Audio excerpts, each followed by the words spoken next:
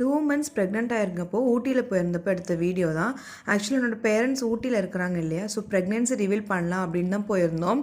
1 month வந்து நம்ம ப்ரெக்னெண்ட்டாக இருக்கிறது நமக்கு தெரியாது, அதுக்கப்புறம் தானே கண்டுபிடிப்போம். ஸோ செகண்ட் மந்தில் வந்து நாங்கள் டிசம்பர் டைமில் தான் போயிருந்தோம்னு நினைக்கிறேன். ஸோ நல்ல சூப்பர் கிளைமேட் ஊட்டியில். அதோட அந்த ப்ரெக்னென்சி ரிவீல்லாம் வந்து பண்ணி ஜாலியாக நாங்கள் வந்து ஊர் சுற்றிட்டு இருந்தோம். சரி அப்படியே ஃபோட்டோ ஷூட் எடுக்கலாமே அப்படின்னு தான் வந்து இங்கே போயிருந்தோம். இது வந்து ஒரு பேர்ட் சாங்சுரி மாதிரி இருந்துச்சு, சூப்பராக இருந்துச்சு. நீங்கள் பேர்ட்ஸ் பார்க்குன்னு சொல்லி கேட்டிங்கனாலே மேப்லேயும் சரி யாராலும் உங்கள்கிட்ட சொல்லிடுவாங்க ஊட்டியில் எங்கே இருக்குது அப்படின்னு. இங்கே பேர்ட்ஸ் மட்டும் கிடையாது, நிறைய எக்ஸாட்டிக் அனிமல்ஸ் கூட இருக்கும். வேறு ஏதோ உலகத்தில் இருக்கிற மாதிரி ஃபீல் ஆகும் நிஜமாவே. இப்போ கூட ரெனோவேட்லாம் பண்ணிகிட்ருக்காங்க. அங்கே ஒரு கெஃபே கூட சூப்பராக இருக்கும், ஸ்நாக்ஸ் எல்லாமே அஃபோர்டபுளாக.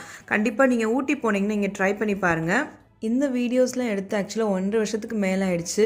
இப்போ நினச்சி பார்க்கும்போது இப்படிலாம் இருந்திருக்கிறோமே அப்படின்னு பார்க்கும்போது ரொம்ப ஹாப்பியாக இருக்குது. ஏன்னா பேபிக்கு முன்னாடி வந்து நம்ம வாடகை சுற்றலாம், என்னனாலும் பண்ணலாம், யாரும் எந்த கேள்வியும் கேட்க மாட்டாங்க, அப்படி தான் சுற்றிக்கிட்டு இருப்போம். பேபி பிறந்ததுக்கப்புறம் கம்ப்ளீட்டாக நம்ம லைஃப் வந்து பேபி டிபெண்ட் பண்ணி தான் இப்போ போய்கிட்டு இருக்கு. மேபி ஒரு 2-3 இயர்ஸ்க்கு அப்புறம் நம்ம லைஃப் சேஞ்ச் ஆகுமா இருக்கும், நம்ம இஷ்டத்துக்கு பண்ணிக்கலாம். ஸோ இதெல்லாம் பார்க்கும்போது நம்ம எவ்வளோ சுதந்திரமாக இருந்தோமே அப்படிங்கிற மாதிரி தான் நிஜமாகவே ஃபீல் ஆகுது. இப்போ தான் வந்து ப்ரெக்னென்சி டைமில் எடுத்த வீடியோஸ்லாம் பார்க்குறதுக்கும் அதை எடிட் பண்ணுறதுக்கும் டைமே கிடச்சிச்சு.